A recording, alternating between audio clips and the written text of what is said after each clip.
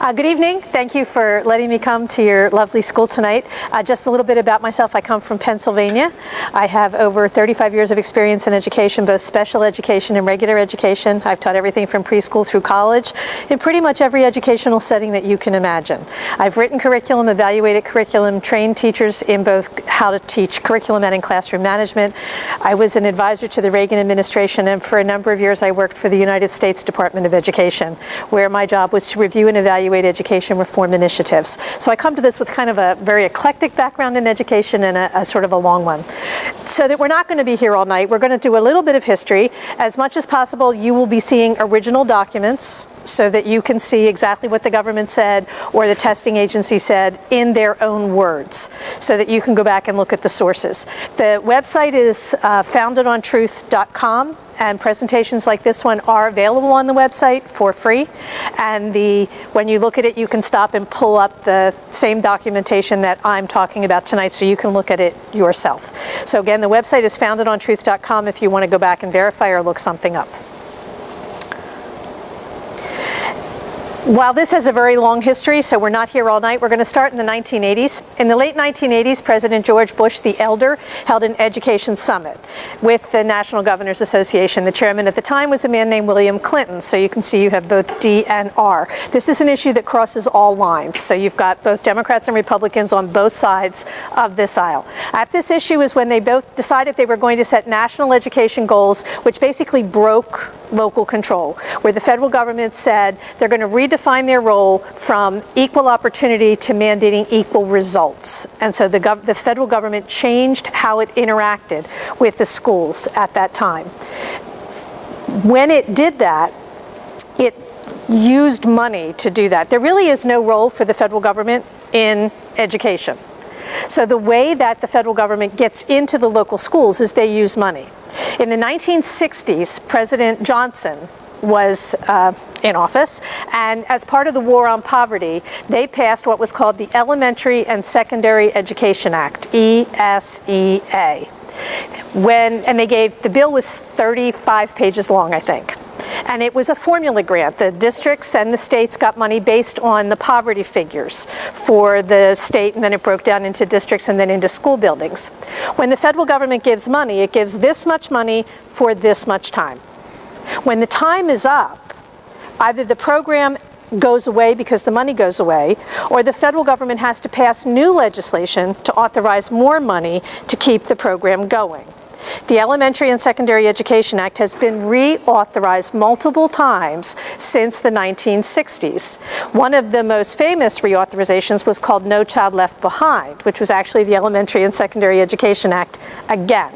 Last December, the federal government reauthorized federal money based on that ESEA again. This time it was called the Every Student Succeeds Act, but it's basically a continuation of that original 1965 authorization of federal funds. The Every Student Succeeds Act is over 1,100 pages long. Remember, the first bill was 30-some pages. So you can see that the federal government continues to up the ante as they give money. Now, when the bill was passed, a number of things changed, and one of the things that changed was how the federal government mandates testing to the states and the districts. So this is right out of the laws. NCLB is No Child Left Behind. ESSA is Every Student Succeeds. That's new law. No Child Left Behind said there had to be one test between grades 3 and 5. The new law says there has to be one test every year, one in grade 3, one in grade 4, one in grade 5. No Child Left Behind, one test between grades 6 and 9. ESSA, now 3 tests, one in each grade. The high school tests are the same. So the total mandated tests under No Child Left Behind were 3. The total mandated tests in this new legislation, 7. So the federal government has increased the number of tests that it is mandating that states and therefore school districts implement. At the same time, the school districts, the new legislation comes down much harder on parents opting out. So the original law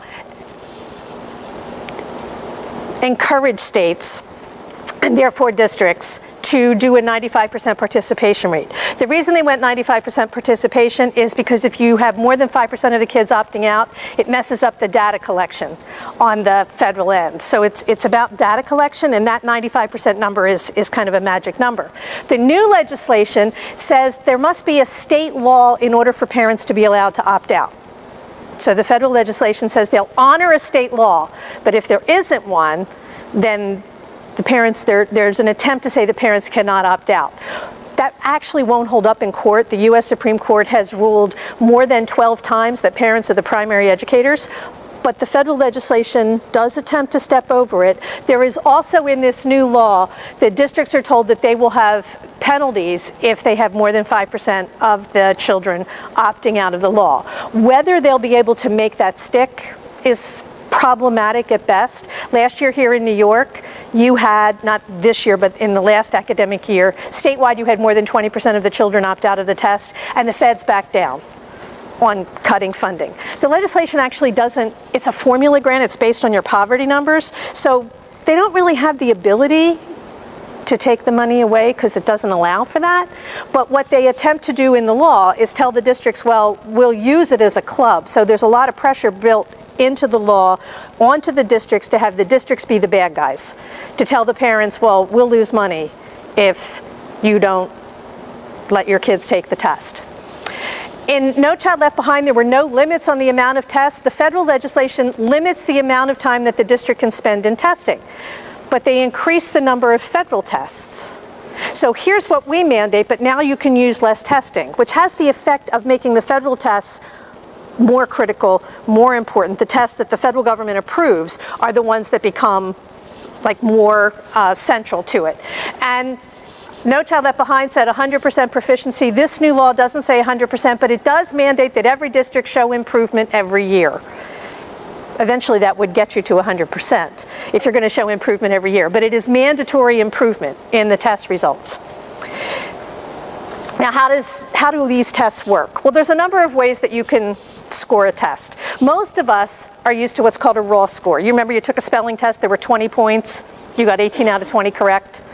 That's a raw score. It's exactly how many questions, exactly how many answers. Maybe it was a fraction or a percentage. There's no error of measurement in that test.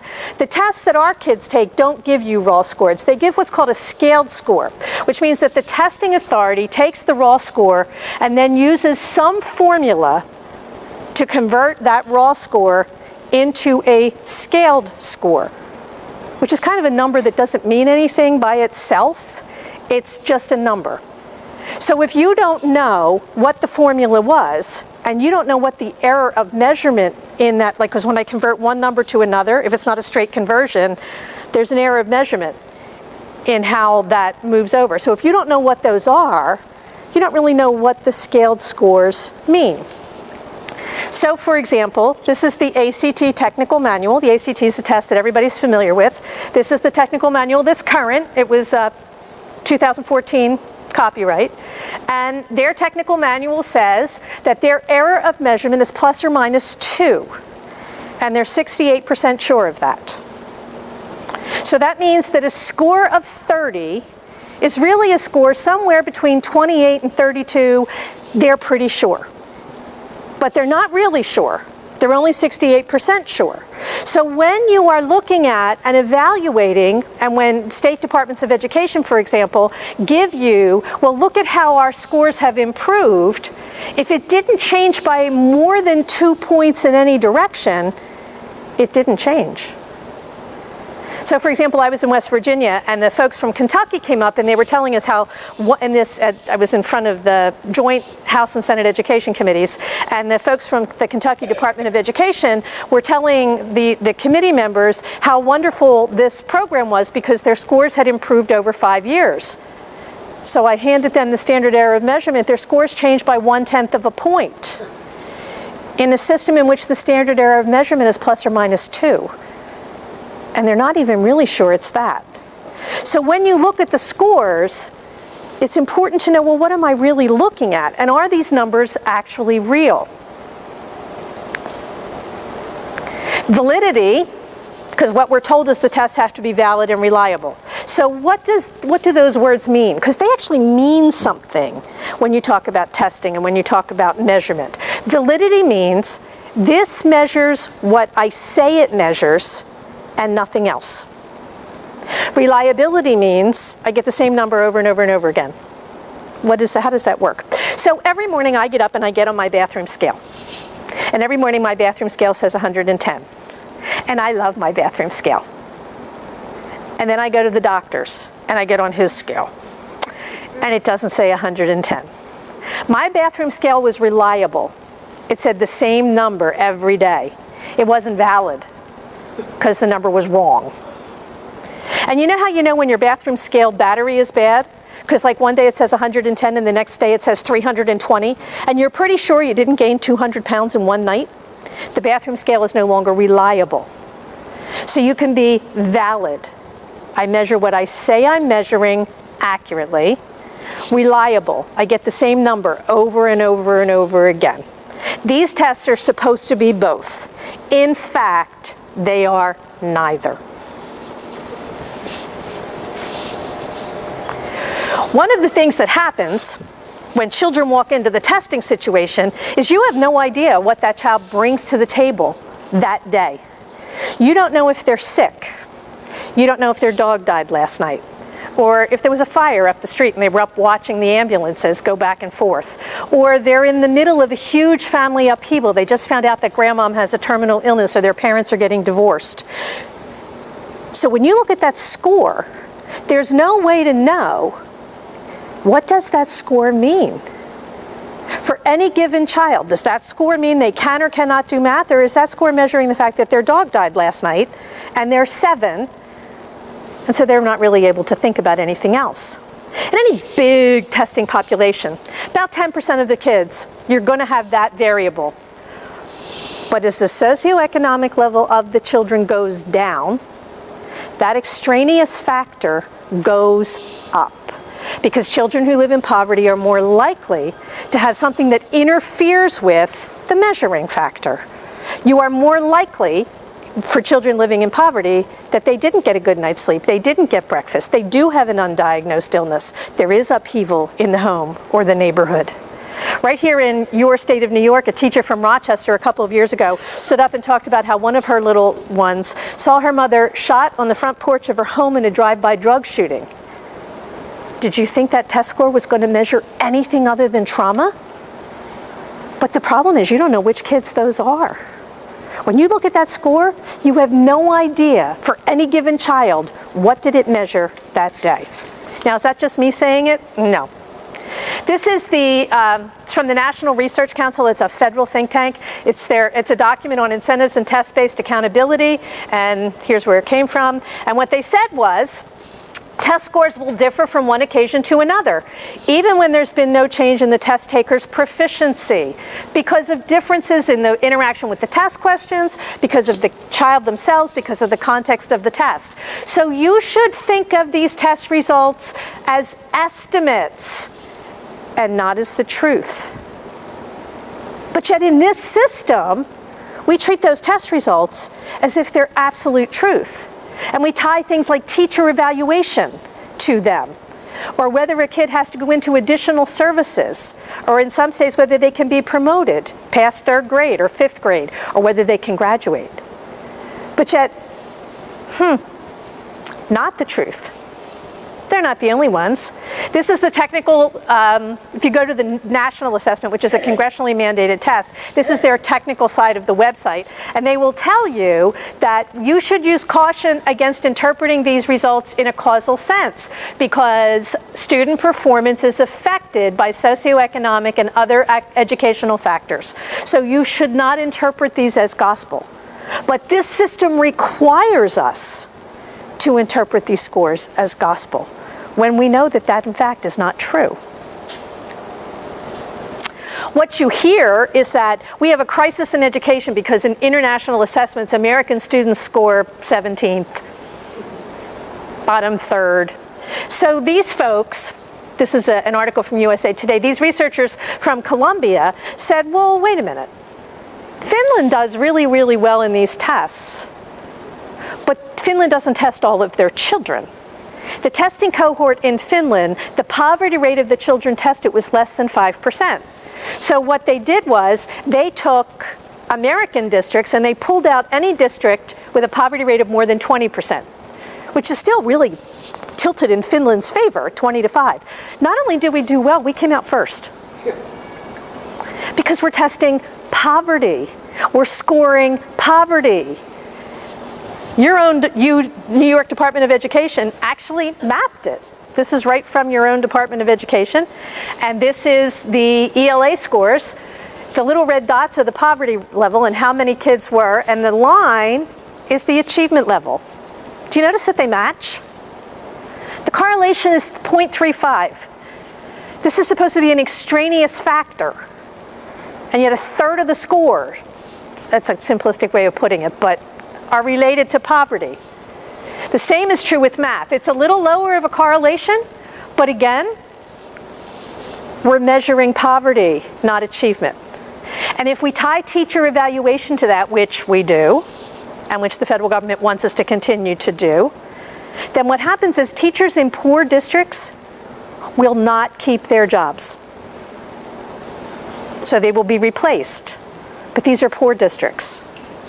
So who do they replace them with? Well, in some of the bigger cities, they're replacing them with Teach for America volunteers, people who have 5 weeks of training, and if they stay for 2 years, they can get a student loan repaid, they can get money for college. 5 weeks does not a teacher make.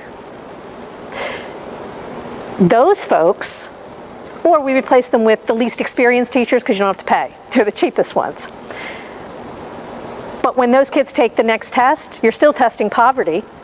So they'll still get the lowest scores, so then those teachers will lose their jobs. So in the poor districts where you most need experienced teachers who know just what they're doing, you're setting up a system that guarantees that those children will never get teachers who are experienced. Not only are we testing poverty, we're punishing it in this system, which is why the achievement gap is growing. Now, the way that these tests are scored and what you hear them, there's 2 ways to score a test. You can do a norm reference test. The simple way is grading on the curve. You remember you hated the kid who did really well and you wanted everybody to flunk so that your 60 was now 100. You could get an A.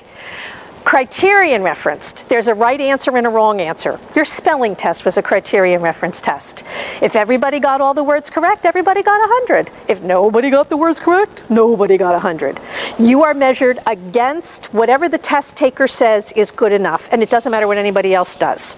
These tests are criterion reference tests. And they are put together on what's called a cut score system. You've probably heard of cut scores if you've been following this debate at all. You're either good enough or you're not good enough. And departments of education determine the cut score.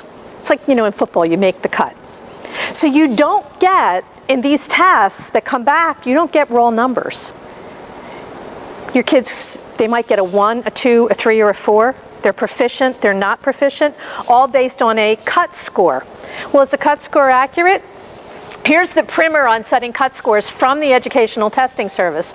And what they say is, you increase the likelihood that the cut scores will support the purpose of the test. So what do you want the test to say? You can move the cut score to make it say that.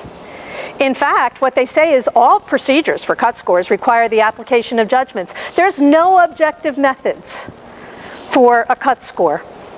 That people who are equally able, equally dedicated, but have different opinions of what they want the educational system to tell them, will come up with very different cut scores, looking at the same raw scores.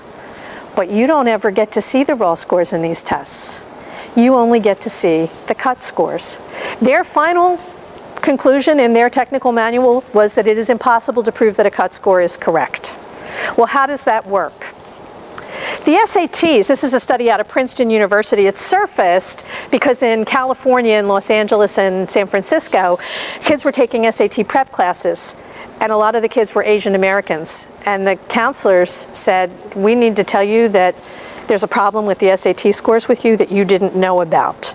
And so it actually was picked up in the papers, because in some of the higher Ivy League universities, according to Princeton, if an African American takes the SAT test, they add 230 points to their score. If a Hispanic takes it, they add 185. If an Asian takes it, they subtract 50.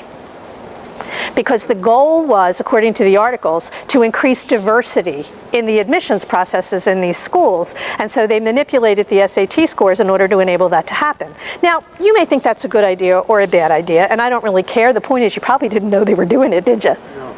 You thought those numbers were real, and they weren't.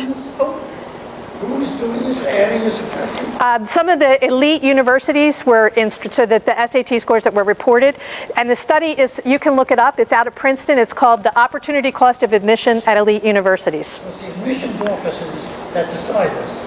Yes. Not whoever judges, not who marks. But what the score that was reported when it came back, because remember, you tell the college, you tell the SAT what college you want the score reported to, so it would be put in. But nobody knew that it was happening. Nobody knew that the numbers were being changed. So people were looking at scores and thinking that that's what the achievement was, and it wasn't. So cut scores can be manipulated, and you don't know. Called discrimination. Yeah. So here in New York, here's your Common Core, and this was how your test scores the first year were evaluated. I just pulled it right out of the newspaper, and what they said was 95 educators came together, they signed confidentiality agreements, they set the cut scores after they had the raw scores. So it wasn't like they said, this is good enough, and this is good enough, and this is good enough, and then the kids took the test and you measure them. First they had all the raw scores, and then they brought them together, and Pearson, which is the company here in your state that has the contract for the testing, they're also the company that produces the remedial materials for children who don't pass the test. They told the teachers, and they set the cut scores after the students took the test, and they said, they gave us a chance to change our minds. The raters said we knew that the scores were going to be substandard because we were directed to make them that way. Cut scores can be manipulated, and they have been.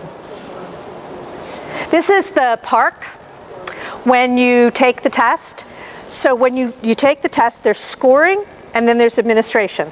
Here this is the parks by grades 6 and 7. They can use a calculator, and when they take the ELA test, they can use word processing tools. But you don't know which children did. You don't know which child spelled the word correctly and which child saw an underline 6 times until they figured it out. In some of the tests, there's a glossary available, so if they can't read the word, they can highlight it, and a dictionary will pop up, and if they can't read the definition, it will be read to. They can push another button and have it read to them. Now, you don't know which children did which, and you don't know which tests have that capability or not. So the test itself has a variety of options that skew it, and then the scoring is skewed. So how does this look? Well, let's pretend it's spelling. So here's little spelling class, and in Teacher A, little Susie is our speller. She has an 80%. But we're going to use a cut score system. So instead of you knowing that little Susie has 80%, you won't get the raw data anymore. You'll only know if Susie made the cut. Well, Teacher A says that her policy is that all the children should feel really good about themselves as spellers. That's her policy for spelling. So she sets the cut score at 7 out of 20. And anybody who gets more than a 7 is proficient. Nobody would ever do that. I live in Pennsylvania. In Pennsylvania, our tests are called the Keystone. In the Keystone Algebra 1, in the very first section, there were 9 possible points. If you got 3 of them, you were proficient. That's a 33%. Now, if little Johnny came home with a 33%, I don't know any parents who would call that proficient. We would use other words. But no parent knew, or teacher, or policymaker knew that proficient had been defined as 33%. So here we are, basically 33%. Little Susie's proficient. The next year, Little Susie goes to the next grade, and this teacher thinks that the ability to spell correctly is the most important skill that anyone can have in their whole life. So she sets proficient at 18 out of 20. Little Susie's still getting 16 out of 20, but all of a sudden now, she's not proficient. Her score didn't change. The only thing that changed was the definition of proficient, except you don't know that. In fact, for all the little ones in that yellow block, from year 1 to year 2, they moved from proficient to not proficient. And nobody knew their achievement didn't change. The only thing that changed was the definition of proficient. This is a New York report card. So now it's instead of A, B, C, or D, did they know 80% of the material or 90%? Well, they're excelling at grade level, they're proficient at grade level, they're approaching, they're below. If I can define proficient however I want, what does that report, wait till the end, what does that report card mean? Well, it doesn't mean anything. Is proficient 60% of the material I'm presenting, 70%, 90%, 80%? You don't know. Because whatever the definition of proficient is, and it can be a moving target. So how can you check? Well, one way you can check is you can say, well, how does my standard match other standards? You know, remember my bathroom scale that said 110? And then I went to the doctors and it didn't say 110, so I knew that my bathroom scale was wrong. So can we look at these state assessments and say, well, how do they match if we have a different scale? If somebody else is measuring the same thing and this test is valid, then everybody who tests this should get about the same results. So what I did was I took your New York State tests and I compared it with the National Assessment of Educational Progress. Now, the NAEP is a cut score system, but they set their cut scores in the early 1990s and they haven't moved them since. So it's a static bar. The line shows you that's 4th grade, this is English, that's how the percentage of students that were proficient each year in your New York State assessment. The dots are the NAEP. Do you see how the NAEP hasn't moved? Look at your state assessment. Your state assessment went from saying almost 80% of the children were proficient and we're all the way down in the 30s. The year that it had that big drop was the year that you initiated Common Core and your state superintendent predicted that the test would be in the 30s before one child picked up one pencil and put it to one piece of paper. Did the children change that much from one year to another? Of course not. Look at the NAEP. The only thing that changed was the definition of the word proficient. Unfortunately, that definition carried with it results for teacher evaluation and whether kids had to go into additional services. And you notice it bounced below the NAEP, and now, oh, it's coming back up because Common Core is beginning to work. This is 4th grade math. You see the same progression. 8th grade. 8th grade math. The interesting thing about 8th grade math is the New York assessment is saying, oh, look, their math is going up since we've been doing Common Core. The NAEP their trajectory is down. Now understand, the national assessment people, they don't care how you do. Their funding isn't tied to, they don't really care how New York students do. They just give the test and give the results. They are an outside audit. The state assessment is an inside audit, where your state Department of Education gets the money to implement the program, delivers the test, and then reports on its own results. So you're getting subjective data and being expected to make objective results. Is New York the only one? No. This is from the National Center for Education Statistics. They're an arm of the federal government. They took all of the state's state assessments and compared them to the NAEP. The brown bar at the top is the achievement level that you would have to get to be considered proficient on the NAEP. The blue bar in the middle is what the NAEP considers basic. That's like a C-. And everything on the bottom is failure. The red dots are the achievement level that each state used to define proficient on their state assessment. Do you see not one state the same definition of proficient as the NAEP? Not one. Only 8 states define proficient at the place that the NAEP would call basic, and fully 42 states defined proficient at a level that the NAEP would call failure. Why were the states terrible? No, because No Child Left Behind was saying all of the states have to show that 100% of the children are proficient or the state would get punished. Schools could be taken over, there could be turnaround, there could be more federal involvement. But you can define proficient however you want. So what did they do? Well, they defined proficient really low so everybody would meet it. Does that make them bad? No, it makes them people. Mandating that every child be proficient is insane. It would be like mandating that everybody in this room have the same blood pressure. Well, if I was going to mandate that you all have the same blood pressure, and then I went to doctors and said, you'll lose your medical license if everybody doesn't meet it, but you can set that blood pressure level wherever you want, where would they put it? At 340 over 250. Because you mandated an impossibility. And the Every Student Succeeds Act just follows that. Because now these schools are being you have to show improvement every year. How do you mandate achievement? How do you mandate that a child learn? It's like mandating that they all gain weight. Because they're both developmental. So what we did was we put local schools and school districts and states in an impossible position and then punished them if they didn't meet it. So what did they do? They manipulated the cut scores because they could. Well, unfortunately, there's real effects of that. And by 2010, the National Center for Public Policy reported that 60% of our kids who went to college needed remedial classes. Well, of course they did, because the colleges didn't lower the bar. They actually still wanted you to be able to take calculus if you were going to be an engineer. But the kids now weren't ready to do it because the states had to move to that minimum standard. The new system, and this is the language right from the Every Student Succeeds Act, what you hear is now there's no federal mandates. The states have total freedom.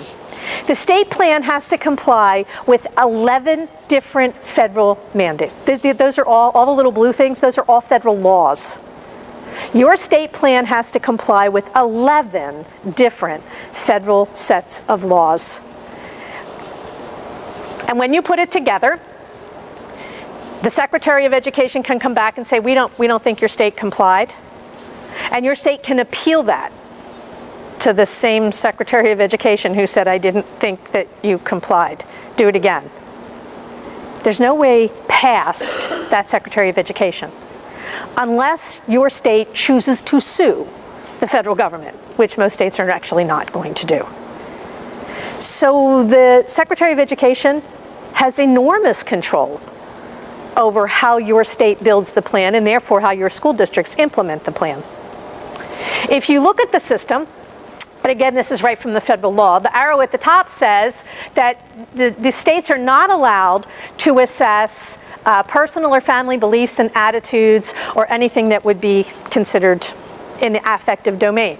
The same law, and this is the same page, I just scrolled down, says they have to assess what's called higher order thinking skills. What are higher order thinking skills? Well, that's out of a thing called Bloom's taxonomy, which is a levels of learning. Higher order thinking skills are adapt, compare, plan, modify, combine, decide, judge, assess. Those are affective, aren't they? So the federal legislation says you're not allowed to do it, you have to do it, about 5 lines apart. And then we tell schools and school districts somehow you have to do black and white at the same time.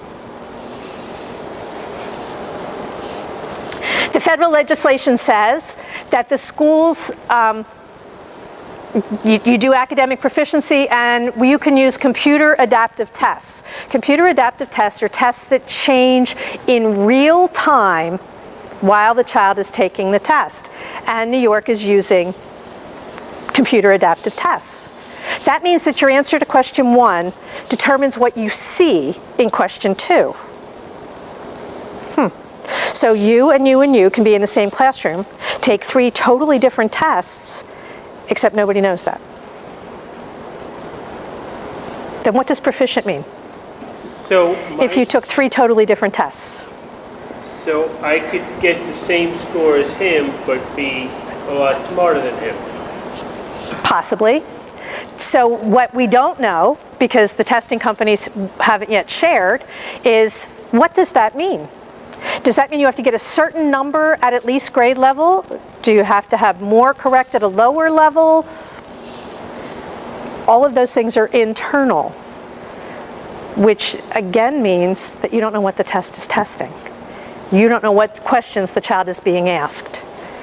The legislation goes on to say that the state may include measures of student engagement and school climate and safety. In response to that, the U.S. Departments of Health and Human Services and the Department of Education have put together their policy statement. Now you see it says draft. There's 2 ways that the federal government does draft documents. The first way is, we are in this department and we thought something up and we're just floating it to see what people think about. And that's a draft. The second way is, there's legislation that has been passed. We must respond to that legislation, and the law requires that we put out the first version of our response so that people can comment on it. That first version is called a draft. This is the second. There was federal legislation. This is the response. They put it out for public comment. So it is their best effort to implement the federal legislation, and then they must put it out for comment, and then people can respond. So this was what they said. Family engagement is the systematic inclusion of families as partners in their children's development. It is the position of these departments that all early childhood programs in schools recognize families as equal partners in improving a child's development, learning, and wellness across all settings over the course of their development. Equal partners? Parents are the senior partners. The schools are the hired help. And yet here's the government saying they will consider you equal partners with them. The document goes on to say that we will establish a culture where families are seen as assets and partners in children's development, learning, and wellness. That's an asset to the government, because remember, this is a government document. So the government will see parents as assets to them. They go on to say that we will value these and we will combine professional expertise with familiar expertise to promote shared learning. We will value family input on all aspects of the development of a child. They will value family input? That's backwards. Children don't belong to the government. So the families may value the government's input, but the decisions are supposed to belong to the families. The government gives input, but the children belong to us. This turns that upside down. When this was being debated, Representative Tim Ryan, he's from Ohio, stood up and said, there's a new way of educating kids, and that's mental discipline and the physical health of our young people. It's not really all that new. This is a document from the Council of Chief State School Officers. They're one of the owners of the Common Core. And what the document is called Knowledge, Skills, and Dispositions. And the document says that Common Core was foundational, but it wasn't enough. That we need to move past just skills into dispositions, which are what they call mindsets. And the document goes on to define them in 3 things, and that was kind of small, so I made it bigger. Dispositions: agency, initiative, resilience, adaptability, leadership, ethical behavior, right? We want the government teaching about that, right? Civic responsibility, social awareness, and self-control. Dispositions are social emotional skills. They would never do that. This is American Institutes for Research. They're one of the 2 big companies that does the testing for Common Core across the country. Improving college and career readiness by incorporating social and emotional learning. And what they say is Common Core already includes social and emotional learning, self-awareness, self-management, social awareness, relationship and decision making, ethical decisions, relationships, just what we saw in that disposition document. They go on to say social emotional learning is actually a foundation for Common Core because it's implicit. in the Common Core. So when people read it, they don't realize that it's already social and emotional learning. But these folks are saying, no, it's already there. Here in New York, this is your Board of Regents. You're going to engage the whole school. Here's your social and emotional learning and how you're putting that together in New York, and you are requiring the incorporation of social and emotional development standards for the children. And if you go down, what does it mean? The little box at the bottom. Reform initiatives, they have to address physical, emotional, intellectual, social, and spiritual aspects in the school, where you can't say God's name. How are we going to do spiritual? But that's right out of your state. Your state went on in this document to talk about all of the social and emotional learning, managing emotions and behaviors, how we're building a system to do that. And again, they give you a chart. So the Every Student Succeeds Act is not new. The idea that we're moving past academics into the affective domain, and it's from the federal government down, is not new.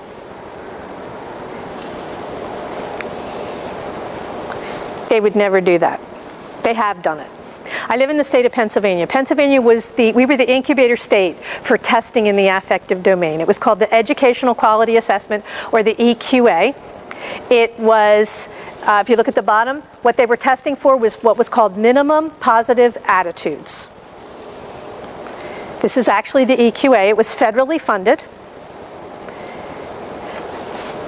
This was the citizenship goal. People thought citizenship was, how old do you have to be the president, and how old do you have to be a senator, and how long is this term?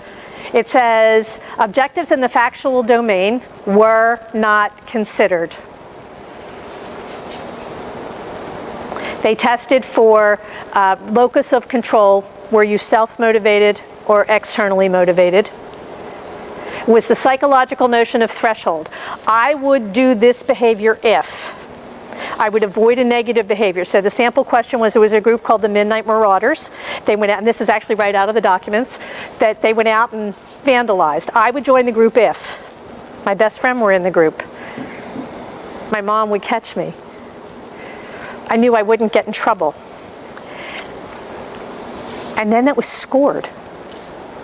That threshold of behavior change was scored. This was the self-esteem. Self-esteem was what was called locus of control. Are you internally motivated or externally motivated? The kids were given questions like, my parent just got transferred to another job in another state. How much time would you spend doing each of the following? Crying, packing. They were looking for adaptability to change without protest. There were 2 sets of scoring. So there were different subscales. This particular one scored self-confidence, feelings of control over the environment, relationships with others, and self-image in school. There was a norm reference score, how did I do versus everybody else? And then there was a criterion reference score. There was a right attitude and a wrong attitude. Minimum positive attitude. It tested tolerance. How comfortable do you feel toward people who are different in a number of different ways? And again, there was a right attitude and a wrong attitude. What did they do with the tests? The federal government took the tests and then created what were called resources for improvement, which were federally validated curriculum programs that were used to change the attitudes of the children so that they would exhibit the minimum positive attitude the next time they took the test. This was a citizenship. And you can see it's funded by the Pennsylvania Department of Education, and then we also have federal funding involved right here. They were federally validated projects, and they were funded through both the Pennsylvania Diffusion Network and the NIE, which is the National Institute for Education. As we moved into Common Core, and now we have what are called, your state has the PARCC tests. Some states have what's called the Smarter Balanced assessment system. So these were the seminars that were conducted, psychometric issues in testing. They defined psychometrics as the design and interpretation for the measurement of psychological variables, like intelligence, achievement, aptitude, and personality traits. So are they testing this? Well, they say they are. And what they said was how they did psychometric approaches in the park and in the Smarter Balanced. And part of how they do it is they control the question in order to get the answer. So for example, in the Smarter Balanced test, which is probably one of the clearest examples, and you can find it online, it was a math question, and they were given how much gas does it take to go, like you had to find miles per hour for the gas. And the computer gave you little cars and you had to move them along a number line to get the answer. Except the little car, if your answer was 25 1/4 gallons, you couldn't put the little car at 25 1/4, it jumped to the nearest whole number. So if the child thought it was 25 1/4, it would jump to 25 or 26, depending on where you put the little car on the number line. Which means as a mathematical assessment, it's not really very good, is it? Because you don't know if the child did it correctly or not. And if he thought it was 25 1/2, and the answer was 25, but he moved a little, would jump to 26, so it'd be wrong. If he thought it was 25 1/2, and he moved a little the other way, jump to 25, then it would look right. His answer was wrong. But you don't know his answer, because there was no place in the computer to show the work. You only got where the little car jumped to. But it did count all the keystrokes. You did know how long they tried to get that car to where they wanted it to be. So it wasn't a very good math assessment, but it was a really good frustration assessment. So by the content of the questions, by the structure of the questions. The PARCC test this year, the 4th grade test, one of the selections was written at about the 7th grade reading level. Then what are you measuring? You're not measuring reading. What are you measuring? The PARCC, which is yours, had a conference in 2013 on validity evidence. And what they said was, we're testing the full range. Remember that when we looked at the American Institutes for Research, the Common Core includes social and emotional. We're going to test the full range, everything in it. And then they said, we're going to figure out what claims we want to make. Then we're going to design the assessment to create the evidence to support the claims we want it to make. That's one of the most damning things I think I've ever seen in an assessment workshop. And I didn't write that slide. They did. Remember when we looked at educational testing service, the cut score people? You create the score to further your policy initiatives. The test is designed to support the claims we want to make. This is out of Chicago, where the assistant superintendent said, the PARCC test is not valid, it's not reliable. We're experimenting on all of these children. Here in New York, this is from last year's tests. You had educators, they created an anonymous blog in order to share the questions from the test because people could lose their job. This was the 6th grade test. If you look at the very bottom, it talks about a plinth. And kids said, I'm stupid, I can't do this. Here's the plinth. Do you know what a plinth is? Not seeing anybody jumping up. I have a kid who's an architect. A plinth is the, you know when you have a statue, the base of the statue that the statue stands on? That's the plinth. How many 6th graders do you think know that? That was in their test. Can you imagine the frustration for these children? An 8th grade test, at the very bottom. Paradoxically, we posit that our fear of children being harmed by mostly harmless injuries may result in more fearful children and increased levels of psychopathology in an 8th grade test. And we wonder why they're frustrated and why they're acting out. Charlene Williams is a UCLA psychologist. She's on the faculty, and she talked about these tests. She said there's no construct validity. Are we testing what we say we're testing? Nobody knows. The cut scores are arbitrary. Computer adaptive tests. You don't know what test the child is taking. You can make it easier or harder, and nobody knows. It's too easy to manipulate. Inter-rater reliability. In other words, they write an essay.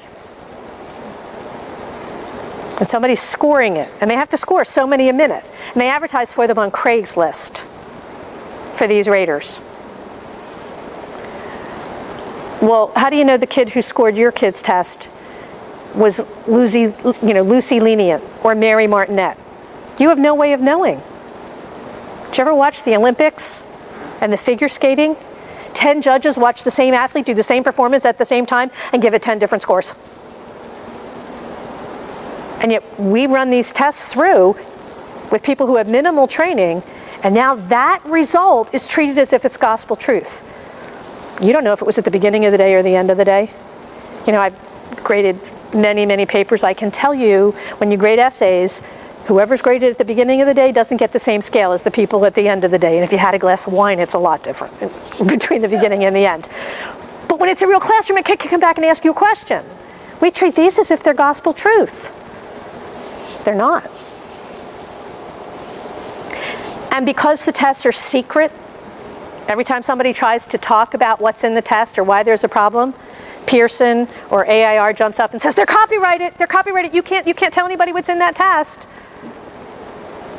They even track the children on social media and try to punish the children for talking about the test they already took. Well, if the test is a secret, there's no way to evaluate it. The standards themselves have been a problem from the beginning. This is a joint statement signed by over 500 early childhood professionals on how the standards were absolutely inappropriate at the early childhood level, that they flew in the face of how small children learn and what they should be learning. Common Core takes what they consider college and career ready and then reverse engineers it down to kindergarten, turning kindergarten into a first grade. Yet all the research says that, first of all, kids, if you wait a year to start kindergarten, ADHD numbers drop by 73%. And second of all, kindergarten should be about play, not a miniature first grade. And 500 early childhood professionals said that. The Common Core folks ignored them.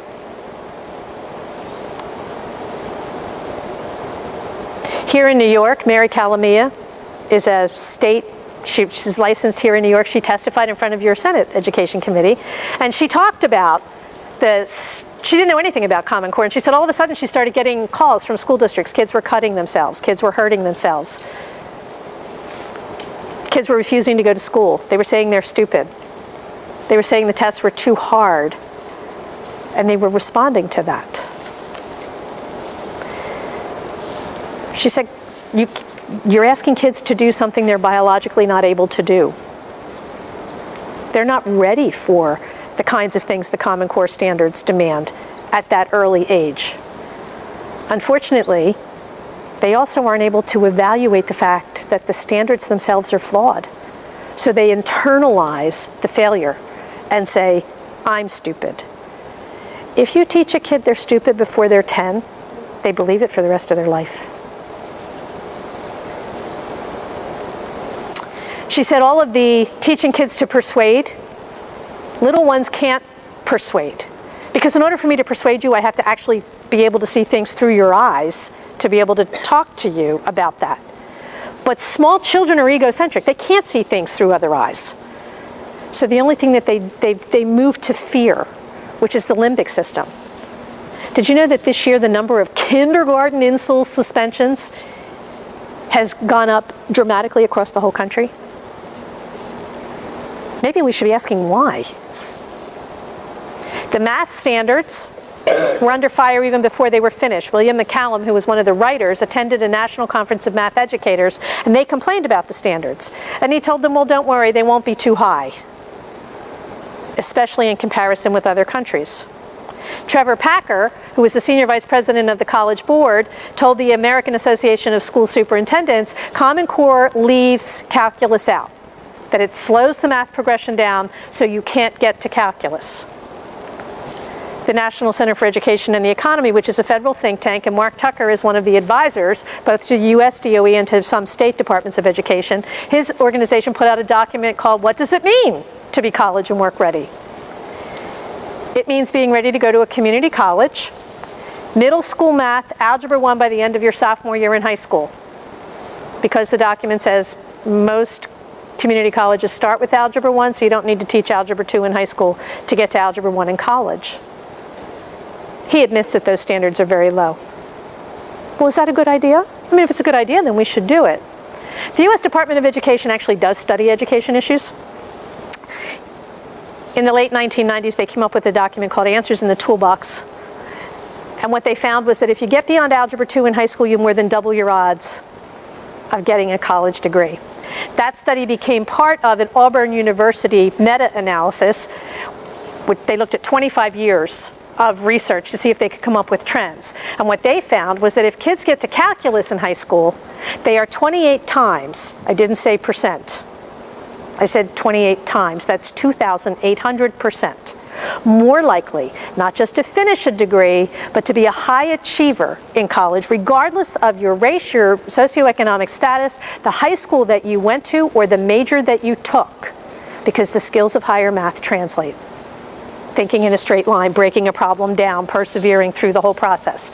Now, does that mean every kid should take calculus? Of course not. But it does mean that if we're setting education policy, we should set a policy that is designed to give as many children as possible, as many opportunities as possible to get there. Because that's the door to opportunity. And yet, the Common Core people say calculus isn't even part of the Common Core trajectory. Doesn't even get you there. Slows the math progression down. Is English any different?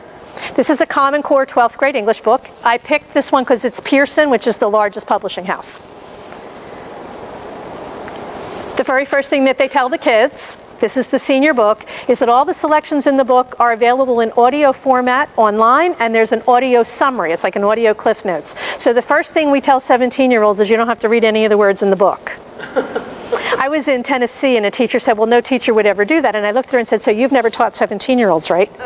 Because, you know, if you tell 17-year-olds you don't have to read the book, guess what they're not going to do? They're not going to read the book. You'll have a couple who will read everything. But 17 is 17. I mean, think about it. Didn't you use the Cliff Notes if you could get away with it? Of course you did. So good teachers, we designed systems that you couldn't finish just with the Cliff Notes, because we actually did want you to read Shakespeare. Because of systems like this, in 2015, the Renaissance Learning, it's a national think tank, found that the average reading level of incoming college freshmen is now 7th grade. That means colleges have had to change their reading lists because the children coming in can't handle things like Dickens or Steinbeck because they're written above a 7th grade reading level. That was a lot of bad news, right? I always like to end with good news. These are my grandchildren. Why am I showing them to you? Because you have a face just like that in your life. That when you see them, your heart sings. In Pennsylvania, the Department of Education testified about Common Core in front of our House Education Committee, and they actually did call the children widgets. And they said, this system of education, doesn't matter what school you go to.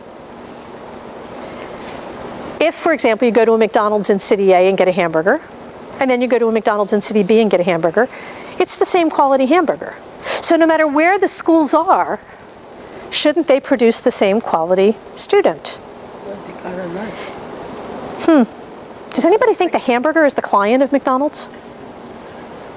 Does anybody think what they do to the ground meat is done for the benefit of the hamburger? Well, everybody doesn't learn the same way. They do not. When did our children move from the client of the educational system to the product of the educational system? When did our teachers move from people who interact with each child individually to assembly line workers who are supposed to produce all the hamburgers the same? You know, at McDonald's, they evaluate all the ground meat. If it's not good enough, you don't get into the system. Should we do that with our children? I don't think so. This is a system that fundamentally changes how we look at schools, how we look at children, and how we look at teachers, without even a debate. Now, I travel the country. I talk in front of legislatures and many times teachers' associations, most of whom are appalled,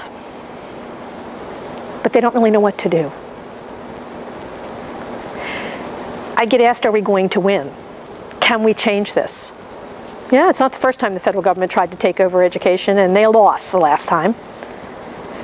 But it's up to you. See, the kids can't defend themselves. And to a large measure, the teachers can't defend themselves because they're evaluated against insane tests. They're trapped in systems that keep them from sharing what's on state assessments. I was in Delaware and the teachers came up to me, and I have all these notes that said, please help us. When I was in Illinois, the teachers were told if they came to the presentation, they would get insubordinate in their files just for coming. So it's up to us. You know, I work for the Reagan administration, and President Reagan used to say, freedom isn't in your blood. You have to defend it. You have to preserve it. You have to pass it on to your children. Or, he said, we may one day be the generation that tells our children about a United States where men and women used to be free. I have no intention of telling my grandchildren about a United States where people used to be free. Well, now you know the facts. And I came here tonight to give them to you and then to beg you to join me. They're counting on you. Thank you very much. You're welcome. The ceremonial passing of the mic. Ceremonial passing of the mic. And for those who've joined us, thank you for coming in. Yeah. Oh, this is for the videotape. Yeah. So, and the quote from Albert Einstein was, "I believe in standardizing automobiles. I don't believe in standardizing human beings." And that's really the struggle that we find ourselves in. And we've had a monumental struggle in New York, which continues. And really, the genesis in New York, of course, the race to the top funding, which was presented to the legislature as really a budget balancing mechanism. Really, the camel's nose in the tent, without anyone really having a full understanding of what was to follow. So that's really how we got this into New York. Then it was fiercely defended by the Cuomo administration, who was insistent on moving forward with this agenda, partly because of the funding, but also, to be honest, because of a pride of authorship, if you would, for advancing this new curriculum forward. My colleagues and I held hearings across the state, and what we learned was that the intensity of the administration's push was so fierce that the regents were co-opted, that the Commissioner of Education became nothing more than a mouthpiece, a marionette, who basically took all the slings and arrows of the public as they learned more about what was happening, the outrage, and just absorbed them because that was his job. So Commissioner King, who is now the U.S. Secretary of Education, who left New York, I guess we use the phrase kicked upstairs. That's often you hear that phrase. Ultimately left New York because his job was done. And so as this rebellion started, and we continue this in the legislature, and you'll see a summary in the handout. There's a piece on page 2, talks about a Common Core update, and there's a lot to throw at you all at once. But our premise is there's so many aspects to the Common Core and to the race to the top.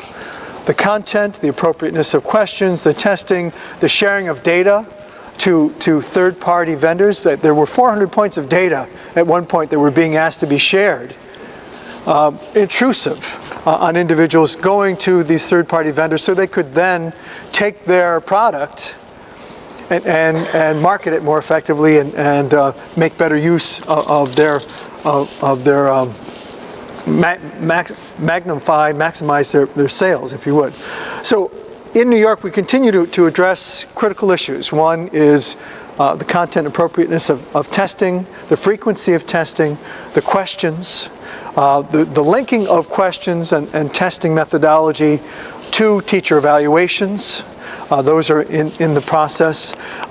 So the struggle for Common Core and the aspect of how do we best educate students is still underway. And so, as Dr. Luxig pointed out, we will need your help and support to continue pushing for reform to the Common Core that's been thrust on us. I'm just going to shift quickly because I wanted to highlight, our dialogue here was more to raise awareness and to encourage people to stay with us, because we do have some very strong groups whose voices are being heard across the state seeking to have additional reforms. The other pieces that are related, and this gets back to the issue of education, I wanted to highlight these because this gets away from the content of curriculum, but it also gets back to the point that Dr. Luxick touched on, which resonated with me, what was the issue of poverty and the issue of resource allocation and making sure that every student has opportunity. New York has been in a free fall for almost a decade, roughly 8 years at least, with the spiraling of our economy. So with the downturn in the economy, with the recession, state aid was a casualty of budget cutbacks. So we had gap elimination, which was a tool that was used to take money away from the basic sharing of money foundation, had basic formula-driven aid. And so schools found themselves just basically manning the pumps, just trying to keep a pulse going, but not able to maintain education at the way they had done before the recession. Long story short, we're coming out of that slowly. We've gotten rid of gap elimination. We're getting back to a point where we're focusing on trying to provide sufficient aid through the state, foundation aid, to make sure that students have an opportunity. There are limitations, and this, in my mind, is, in addition to fighting Common Core, the next wave in New York is going to be the aspect of ensuring that we have equal opportunity for every student. Now, just to put in perspective, the issue of poverty is pervasive, but I would dare say that inner city, of course, we see prevalence of poverty. We also see it in rural areas, and there have been many studies that show that while the numbers may be smaller, the percentages of socioeconomic disadvantage are equally represented in rural areas. So lack of educational attainment, percentage of children in poverty, marital disruption, domestic violence, all those indicators that go along with the aspect of, can a student not just be physically in a class, but are they going to be emotionally, mentally with you? All those factors come to bear in our more rural areas as well. So the next phrase, and I saw this, the next phase, this surfaced during our budget debate. We had Charles Barron, who's one of my colleagues from New York City. As soon as we talked about getting rid of gap elimination and increasing foundation aid to compensate for the property tax cap or the income levy, I guess that's the other way of phrasing it, but maximizing state aid was, his battle cry is, we're going to go back to the campaign for fiscal equity. And for those who are familiar, there was a lawsuit. There was a campaign for fiscal equity. It was a lawsuit brought against New York State calling for sufficient money for a basic sound education, which is so broad you could shoot a cannon at it. But the premise was that certain schools are more equal than others. Some schools are more equal because of the reliance on property taxes as a major funding source for schools, offsetting the amount of state aid, what state aid could do to provide advanced learning capability, advanced learning classes, distance learning facilities, foreign language opportunities. So my prediction is that the next phase will be to look at how do we ensure that every student has equal opportunity. Part of that is reflecting on what does the environment dictate to support the student.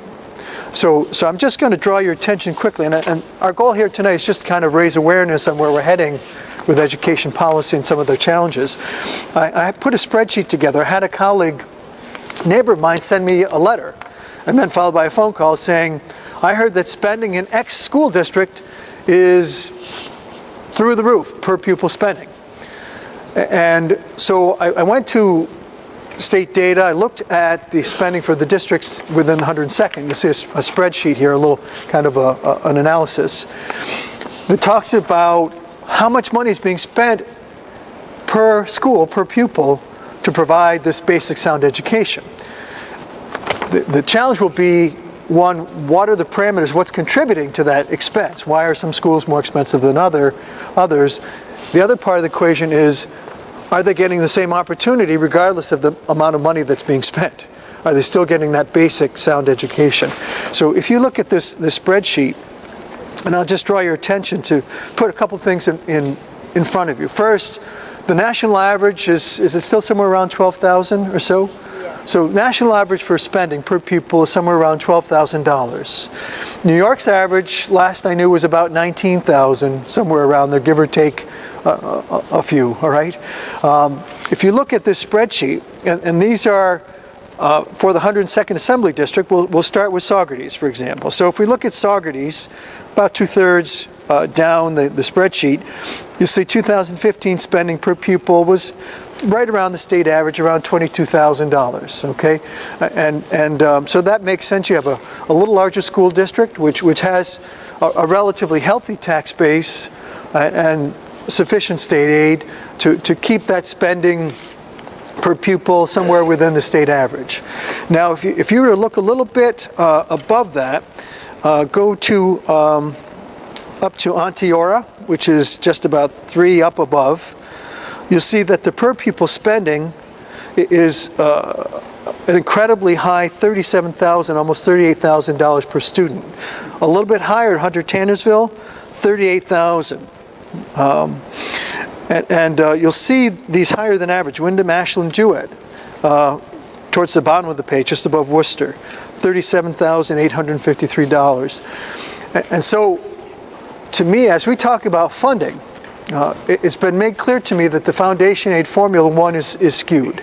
And there's a reference in your packet to studies that have been done by Rick Timms, who's a noted critic of the foundation aid formula, who argues that foundation aid itself is inequitable. So part of the question is, how are we addressing poverty? What indicators are we using to drive funding? So poverty would be one aspect, in my opinion. There are many variables that drive state aid. But for schools to progress, we're going to have to look at what is the setting where we provide education? What are the parameters? What sort of environmental context are they in? And is the state aid sufficient to give students the same opportunity? So our next battle will be with foundation aid. Campaign for Fiscal Equity will drive towards New York City. My premise will be for upstate, for this region, for the hill towns, for those in the northern Appalachia, which is much of my district, are we going to provide sufficient support so that there is advanced educational opportunity, that there are sufficient supports for special education, that we have fund for distance learning for full curriculum development in our area. So that will be the next wave of struggle. And I just want to highlight that for you because there will be immense pressure on the education budget to push that up. Part of the challenge will be how do we also make spending more effective? And we have many small schools where we have classes of 25 students per class. Many of the ones that you see that are spending higher than average, significantly higher, are very small rural schools where they may have 25, 30 kids in the graduating class. So part of our challenge will be to say, okay, how do we address that as a state from a policy standpoint? Kids are already on a bus for an hour. Can we consolidate a school and make them ride for 2 hours? Is that workable? Or what other mechanisms do we use to ensure that kids can learn and stay in place, but have a cost-effective, sustainable budget to give them that opportunity? So I just want to highlight that for you quickly. The other piece, and this gets back to Dr. Luksick's point about widgets, is, and I've been around long enough to see the cyclical nature of what's happened with our education policy. So years ago, when I was in school in the 1970s, all right, I'll do that again, in the 1970s, Mert, there was a heavy emphasis on vocational education, and there were tracks. We had the Regents track and the non-Regents track. We had general education and a local diploma. And so there was a heavy emphasis on providing students options. The major decision node was, are you going to seek college? And it could have been a 2-year degree at that time, that was the big thing, 2-year degree and then to 4-year degree. Or are you heading into a vocational track, school to work, leaving high school and going right into employment? What we found over time was that our regents, our policymakers in New York State, decided that we would put everyone on a college preparedness track. And so the vocational educational piece atrophied. And what we found was that many students were forced into curriculum and to studies outside of Common Core, which were innately, inherently not in their best interests. We were dealing with widgets, and again, not dealing with those who were more hands-on learners. We were not dealing with those who might decide to be in a trade. We weren't really giving those opportunities. So we see a slow movement from the regents. They signaled in their recent reform of the regents an effort to try to move in that direction, but at the same time, they eliminated the local degree. So the local diploma is no longer. So all you have is a regents track. So part of our challenge in the legislature, and more broadly, is to get the regents to acknowledge that there are multiple pathways for students, and not everyone should be college bound. So in the regents diploma, they've given a small nod to vocational education, a very small nod. My goal will be to increase that and to provide a pathway. So if someone wants to go into a trade immediately on graduation, whether it's plumbing or wiring or some other technical skill, they can do that. If there's an ability to partner with a local employer and they need someone who can operate a CAD/CAM system and read a manual and they have a certain skill set, we want to increase that linkage between employers who are dying for skilled workers and the ability to produce them from our high schools, and maybe some minimal training above that, maybe at a community college level, maybe a certificate, 1-year training. But our whole premise is we have to go back and make sure that we're not only with the curriculum, but also with the guidance and the training, that people have a chance to make a living, and that we are making sure that our students are not falling by the wayside. Because if they can't make the regents, what do? They drop out. So we see high dropout rates, unacceptable dropout rates in many of our communities. If they're in intense poverty and they're being buffeted by lack of food or domestic violence, they drop out. So our challenge will be financially, socially, and curriculum-wise to get back to a point where every student has that shot of having a fair opportunity to make a living and to stay in our community. So I just wanted to highlight those for you, and I really don't want to talk at you anymore. Dr. Luchsig's presentation was excellent. I picked up quite a bit from her. And so I just want to open the floor for questions. I'll bring the doctor back up so we can kind of field some questions from you. Yes, sir. Where in the U.S. Constitution is it authorized for the federal government to be involved in education? I've got a constitutional scholar right here filming us. I don't believe that it is. I don't think that there is a mandate in the U.S. Constitution. Exactly. They're not allowed. Right. So our challenge has been, as Dr. Luchsig pointed out, is that the federal government can't help itself. It just can't help itself. It just feels that it has to intervene into really what is a states' rights issue.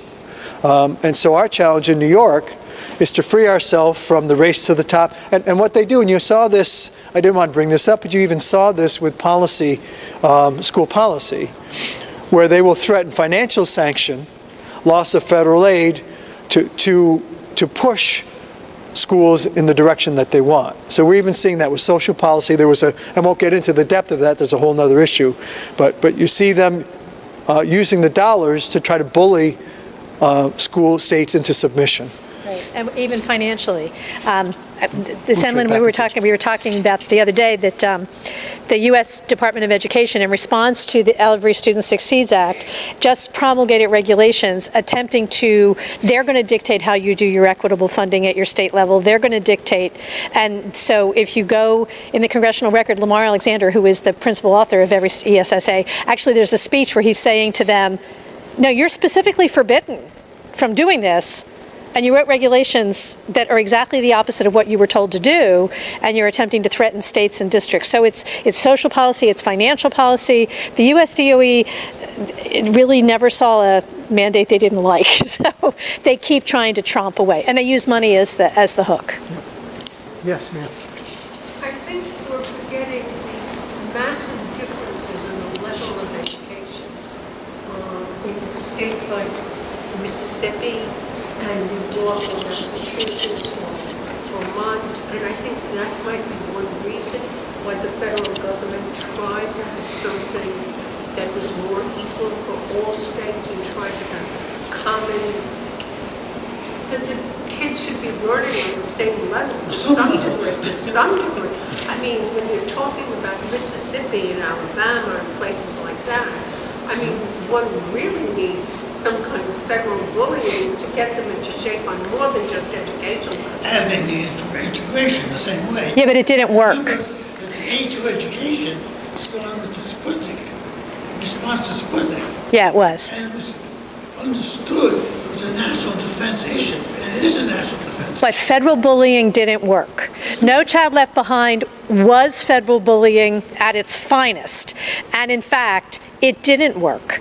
The achievement gaps grew, and the general achievement either didn't go up at all or in some cases went down, because you can't do top-down education. It doesn't work like that. So, and as a matter of fact, when President Reagan was in office, they had a commission to study education, and the document was called A Nation at Risk. It was published in the early 1980s. And they spoke about some of these kinds of issues. And what they talked about was this idea of setting these minimum standards. And the document actually said this was a mistake, because the minimum would become the maximum and education for everyone would go down. And that's pretty much a quote of what it said. But yet No Child Left Behind did exactly what A Nation at Risk said not to do. What A Nation at Risk said was you encourage the states to have, as you said, a variety of options for students that are all chosen at the local level. You know, so that the parents and the teachers who'd actually met that child make decisions for that child. And you give folks as many opportunities and as much flexibility as possible to be able to respond to the children. So when we look at top-down bullying the states, it frankly didn't work. We've been doing it since 1989, when we started with these national education goals, and we've seen the NAEP is showing no increase in achievement, huge increases in spending as states are required to implement all the federal mandates. And then the federal government gives you money for this long, but the mandate lasts forever, so the state has to pick up the funding. But there's been no increase in achievement as a result of federal bullying. So obviously that program didn't work. So I'm going to share a thought with you too, and this gets back to New York, and this addresses the dichotomy in New York, because New York has a broad spectrum of haves and have-nots. So I described inner city, in many cases inner city, intense poverty, violence, drugs, etc. Extreme rural, Appalachia, again, the whole issue of poverty being the driver. And my premise is, and this was touched on by the new the new commissioner of education, who is creating an office that is going to allow for some degree of community involvement by SED to look at social supports. So part of the issue, and this gets back to the issue of poverty, is, so I can pick on my wife Bridget, all right, who teaches special ed in Wyndham. And she is given a vast array of people who come at her with every possible need under the sun. Maybe someone has a can of tuna fish on the shelf, that's all they have to eat. Or maybe someone has been injured or struggling emotionally or has some other issues. The challenge will be, and this gets back to the financial piece without the mandate. And what I'm driving at is, once we understand the context, if it's inner city or rural, can we provide the sufficient supports for counseling, for intervention, for housing, for financial support, for the economic soundness of the household, that allows the student not to just be in the classroom, but to be engaged. So the concept of, and I added to the chancellor or the commission when she used the phrase of making sure every student's in the classroom. We want every student in the classroom engaged and ready to learn. So that means if they don't have food on the shelf, we have to find a financial support, and through the school system, broaden that base of support with human services providers to take that detriment away, because that's a handicapping condition for that student. If it's violence, we have to find a way to interdict with CPS, child protective services or others to stabilize the household. So my point on that is that may mean that certain models of education may require more funding because of the environmental circumstances that they're in. Inner city may require more money for that child to receive, to stabilize the conditions they're in, and then have the same opportunity. Same thing in rural.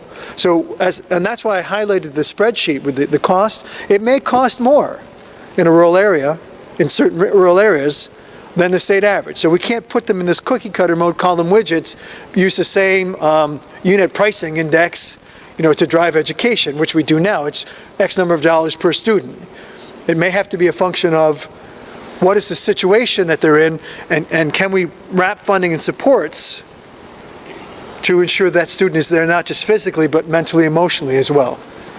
So back to the other states, I would say that that's the argument I would use, is that if the feds want to be helpful, they should be part of a solution that helps wrap the supports around and allows educators to do their job and not have to be everything to everyone. Let the teacher teach, because there are things outside of the door, outside of the number of hours in the school system, they can't control. But societally, we may be able to help arrest some of those issues and help provide the supports to stabilize those kids. So I would argue that the role for the federal government would be to help provide the supports and the finances, let the states make a decision, but put the model out that looks at how do we hold that child up and take away those things that are pervasive poverty, i.e. pervasive poverty, that are preventing them from reaching their full potential. I'm passionate about that. I come from poverty. I'm half Puerto Rican, so some of my family live in inner city Bridgeport. I understand poverty. I live in rural areas. I've seen poverty. And for those folks, you don't have to go very far in this town or just up the hill, and we run into poverty. And that, to me, that's a unifying. It's a call that resonates with people, and I think if we rally around, just as we had with Head Start and other things, rally around poverty and use that as a driver, and look how do we equalize, I think that's going to be helpful as we move forward. That was a long one, sorry about that. Other questions, other points? Do you have one right there? Yes, oh, I have one in my hand. Thank you, Dr. Luksic. That's why she's the doctor. I only have a master's, that's why she has her doctorate. So, our ESL, ELL students getting all the services to which they're entitled. So English as second language, okay? That I would say that there is an effort in New York State to provide supports. Much of the emphasis on English as a second language has been centralized in New York City, with some emphasis in some of our urban centers. I serve, so amazingly, again, I'm half Puerto Rican, English, Scotch, Dutch, German, upstate, conservative country boy, but somehow I made it onto the Black and Puerto Rican caucus in the Assembly, which is great. So what we're trying to do with the ESL piece is broaden it so that there's more access, because we know that even in our more rural communities, that we have significant number of people arriving there who will need support with English as a second language. So what we're doing is working with the caucus and others to expand services through the ESL and get them out into more outlying areas and not have it just concentrated in the city where most of the emphasis has been. If I could just add Please. a little bit to that. Yep. When I was in grad school, I had a professor who came in with this long, convoluted plan, and I finally raised my hand and said, have you ever been in a room with 37-year-olds? Because that won't work. And he looked at me and said, McKenna, that's my baby, McKenna, you know what your problem is? You're a pragmatist. You actually want these things to work. And I was like, yeah, because I'm the one in the room with the 37-year-olds that this is going to explode. One of the things that happens when you allow local control is you give teachers and principals the opportunity to do what works for them. And if I'm sure there's experienced teachers in the room, they will tell you, if you've taught for more than 5 years, what worked in year 1 may not work in year 5, and vice versa.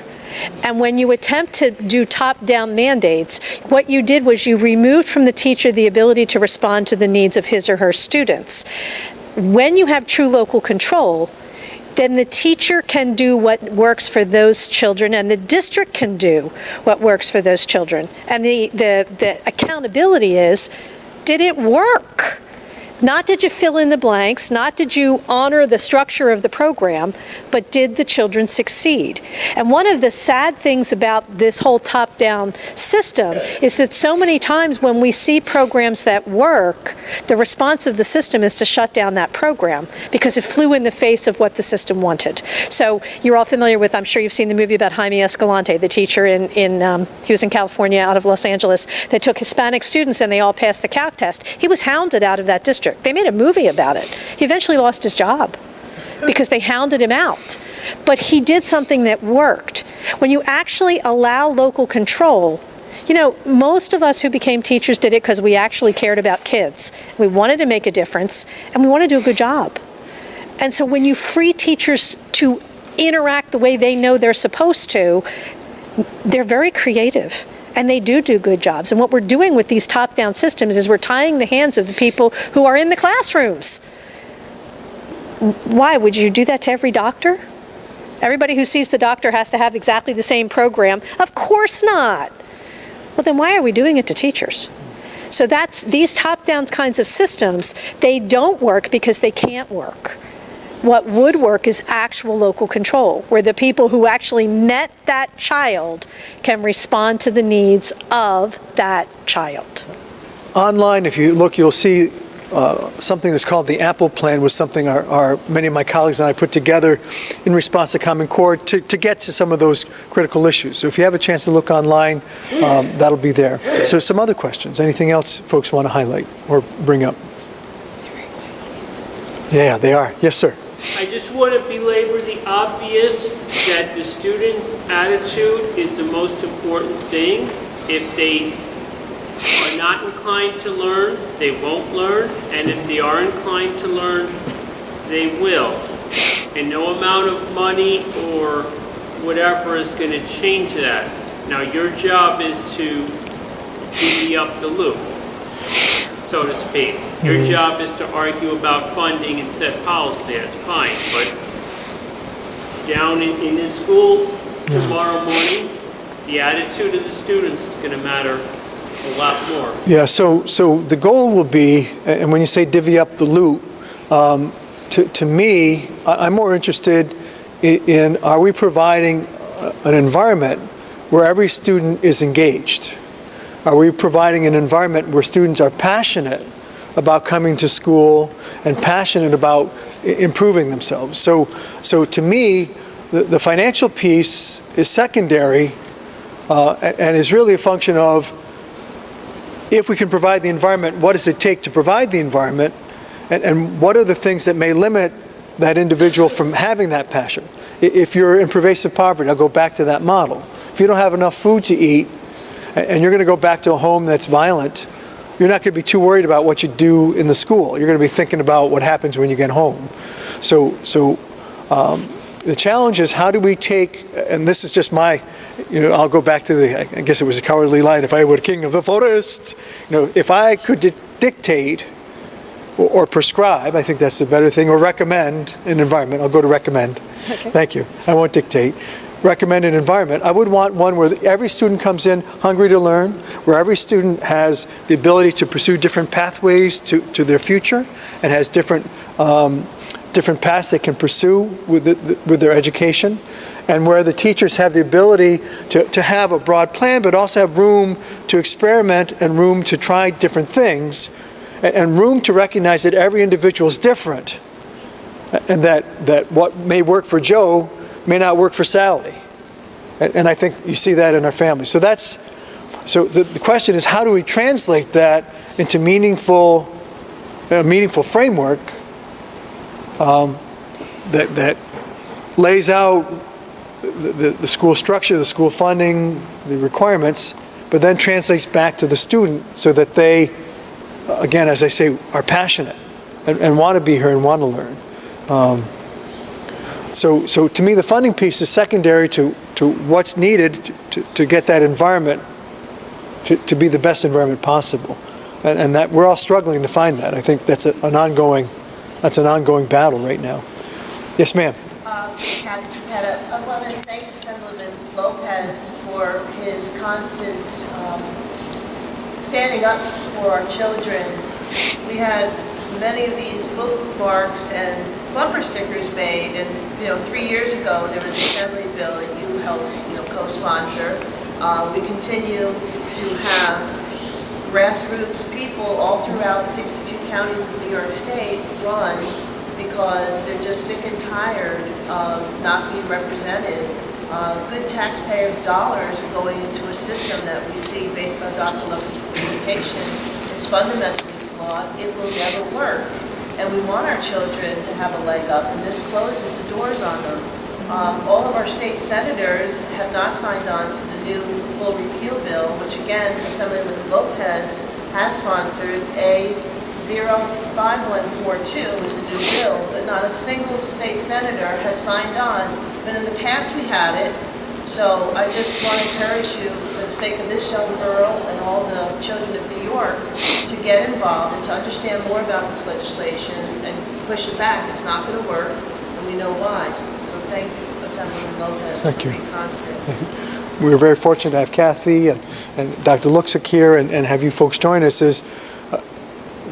Decisions have to be made locally, and that starts with everyone on the same page with awareness, and the same page with a sense of options, and that was the reason that we're holding this forum. We're going to hold the same forum in Cobleskill tomorrow night, but outreach and communication is key. So it doesn't end with tonight's event. This is an ongoing challenge.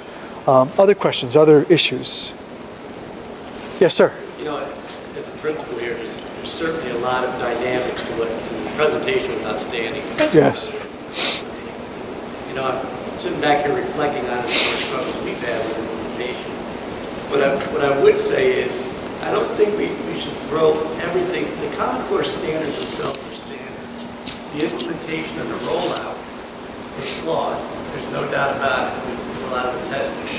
The standards themselves, and as the teachers in the school, when they rolled it out, every grade level had to adopt the new standards and test to it that year.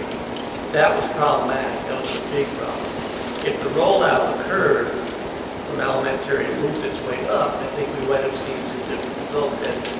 As the standards themselves, some of the shifts have been positive shifts in the school. I'm not going to lie to you and say some of those shifts haven't been positive. Some have been very difficult to implement, And an example of my son himself went through the first 3 years of the math shift, So he had the algebra Common Core, then the geometry, now into the trig.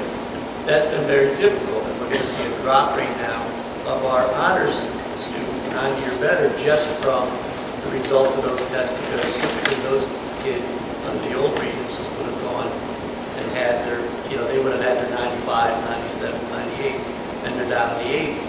So there's definitely a flaw there. As we develop, that set of standards that come out, I don't see 100, like you did a good job pointing out, the majority of the flaws, especially in the testing side. But I think the standards themselves hold some merit. I do think we have to be careful about revamping everything when now we have a better grip year by year on what we have coming through. And that's positive for the students as well. So that's just my own take on it. Certainly I've been with the struggle. I've seen my graduation rates. I've seen all of that. I saw the cut scores drop. I did a big presentation that year because I saw our scores were standardized over 5 years. There's an uptick on the raw score, but the cut scores dropped right off the table, and I demonstrated that to the board at that time. So I think that it's been a very frustrating time, no doubt about it, but I do think that the Common Core standards themselves are just that, they're standards, and it's our job to interpret them and create that curriculum that meets our needs locally. So you support the standards themselves? The standards themselves, every set of standards has its set of flaws, but the standards themselves, I've seen other sets of standards come through, and our job is to take them and make sure that they work well for our students. The problem that arises with programs like this is that the standards are copyrighted. They cannot be changed.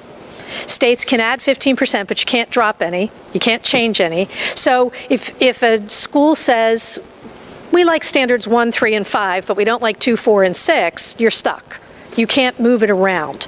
The evaluation of the math standards by folks who are mathematicians has been uniformly, they've been panned pretty much everywhere. Dr. James Milgram, he's a 40-year Stanford University math professor, who was actually one of the people asked to validate the math standards, refused to do so. One of the leading female mathematicians in the country, who's, if you ask me, I can't think of her name, talked about how they're 2 years behind what we were doing in math. And she walked in with no preconceived notion. She walked into them introduced through her grandson and was like, what are you doing? They don't teach standard algorithms. They teach math, particularly at the elementary levels, in a very convoluted way.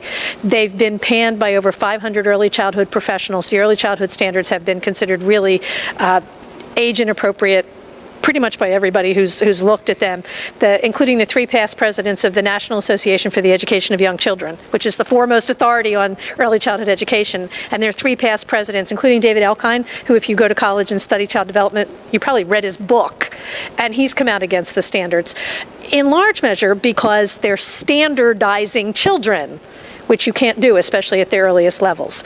So if we're saying, here's a set of standards that we can begin as a dialogue, and we can talk about them, and then you adapt them. That's a totally different system than what this is. And I think many educators would have said, yeah, that would be fine. We can have a conversation about that, and here's a beginning point. What's interesting is we act as, now I'm old. So, you were in school in the 1970s. I was teaching in the 1970s. So before any of this existed, an American achievement was higher than it is now. Did we have accountability? Yes, we did. You probably all took them. If you lived here, you probably took the Iowa tests. Depending on where you were in the country, you either took the Iowa, the Stanford, the Metropolitan, or the California. There were 4 big testing companies. Here, the Iowa was pretty much king in the Northeast. They were achievement tests that measured like 3 years below and 3 years above. They were not high stakes for children, so the children weren't, because one test cannot be high stakes.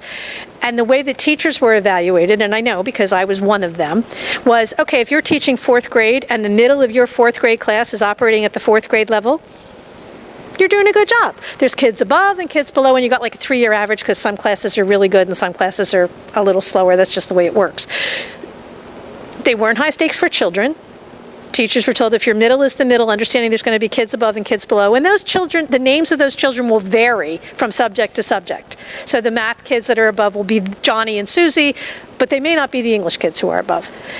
There was not a lot of federal involvement. It happened at the local level, and we were one of the leaders in the world in achievement. I'll add something to that. So we did know how to do it, and we flew in the face of things that worked, with federal government increasingly encroaching, and then attempting to use the schools to solve every social problem that the world had, instead of letting schools be schools. Schools had to be everything else. I'm sorry, but you can't say things like that. You can't say, let schools be schools if kids are starving, if they're homeless, if they don't speak the language. Yeah. So let me give you, okay, so we talked about Jaime Escalante.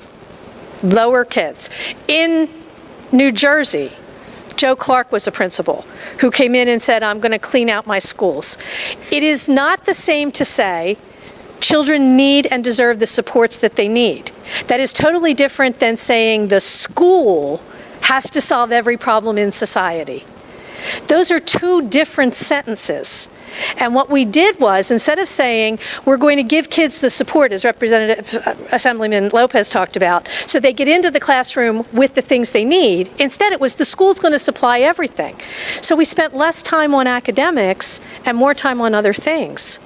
When we look at international achievement test scores, and they talk about how American students don't do as well, One of the things that's also measured is how much time our schools spend on academics versus the countries that do well. We spend less time on academics than the countries that do well because we've told the schools do things other than academics. If we, remember pragmatist, you want it to work. Different districts will look different. But it is not fair to schools or teachers for the federal government to come in, or any central entity to come in and say, you have to solve every problem in society. Schools were not intended to do that, and they don't do that. They can't do that. So I'm going to jump. State government, I'm going to. or even more corrupt than our state. Yeah, I'm going to jump in quickly. First, I want to get back to our principal's observation about the curriculum, and then I'll come back to the support issue. But on the curriculum piece, the challenge, and this was new to me because as a legislator, we're ultimate generalists. So even though I'm on the education committee, as we were getting calls, and there was forum after forum all over the region, I have 7 counties. I can't tell you how many forums I'd been to of teachers, educators, parents, all coalescing. And it's irrespective of where people came from philosophically. It was just this acknowledgement, and the fear was that education was being co-opted by third-party engagement, and that the curriculum was being tied to the standard testing. Standard testing was then being used as a gauge for measuring teacher effectiveness, and that the curriculum was solely in the control of these third-party interests and not in the control of educators or administrators or others who would have an interest in developing curriculum.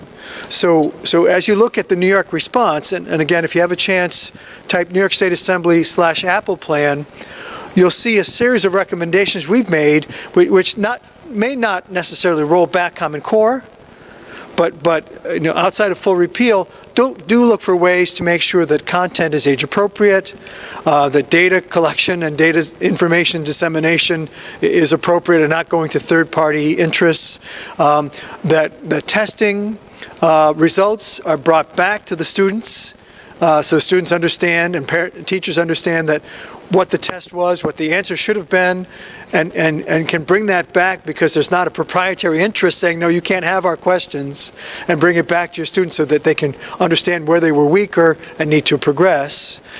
Even having the testing have more of a peer engagement, letting teachers and other educators be part of the curriculum, the test development. So what we're trying to do is break a cycle of a co-opting, if you would, of education by third-party interests for whatever motivation, whether it's philosophical or financial, which is being forced on the schools, but is being reinforced by the standardized testing, and the standardized testing at some point threats of school funding with student participation in the testing, whether students participate or not. So, And I fully agree. yeah, so all we're after is to break the cycle of a third-party interest dictating education policy. That's all we're after. Well, Yeah, third-party interest came in. exactly. And When the cloud was going to get out there. exactly. Yep. I do think that if you talk more recently with teachers, you're going to see, at the time, 2-3 years ago, everybody was in a panic. Right. Everybody was in a complete frustrated panic over what was changing. It was a double whammy, it was testing, it was curriculum. As you see it now, when you start talking as people have settled in and now they're more confident with what they're teaching, I don't think you see quite that level. Yeah. And the state has already made some of those adjustments. So I'm going to. Because that data is coming back So my. for us to use properly. So the framework that I see is, again, a curriculum, a content, testing that is something that we support and espouse, not dictated to us. Options for education, pathways to learning that allow individuals to pursue not just college-bound, but also school to work. We need to focus. And then as we were highlighting the supports, not necessarily through the school, they could be, but at least in concert with the school, that offsets the human condition and the deficiencies that make teaching harder because our students are conflicted by outside forces, which teachers have to deal with in the classroom in order to do their job. So, Don't you don't trust Rupert Murdoch? yeah, well, I don't know, I'm just speaking plainly. Saying Rupert Murdoch, Yeah. Pearson, Yeah, so that's, trust him to have the interest of our students. oh, I understand. Head of his office. No, and so our goal, so having Dr. Luxick here was insightful for me to understand the Common Core and the methodologies and the outcomes that they're trying to achieve. And what I'm trying to do is take that piece and also supply a broader framework of how do we help every student reach their full potential. So social supports where needed, curriculum development that's age appropriate and achieves the results that we want in terms of proficiency, and then multiple pathways that allow individuals to pursue and realize, find that engagement that they're passionate about. So with that said, we're at about 8 o'clock, and I think we've done well. I'm sure there'll be more questions, but this is just one of many efforts to engage our community. So you folks are part of this. And so we encourage you to reach out to my office with ideas, reach out to your educational associations with ideas. Feel free to reach Dr. Luxick as well. And recognizing that this is a work in progress, but we have serious issues that need attention if we want our students to have opportunity